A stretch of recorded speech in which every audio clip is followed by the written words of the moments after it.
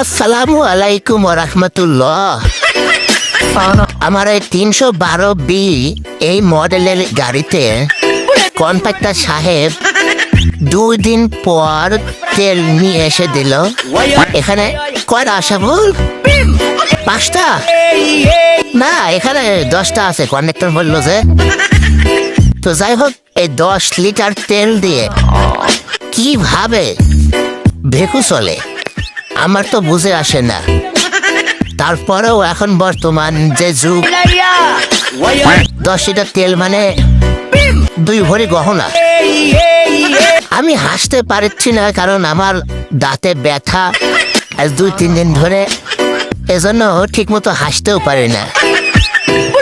একটা পোস্ট দেখলাম ফেসবুকে, বলতেছে যে 10 লিটার তেল কেউ বিক্রি করলে আমি তাকে 1 ভরি গহনা দেব।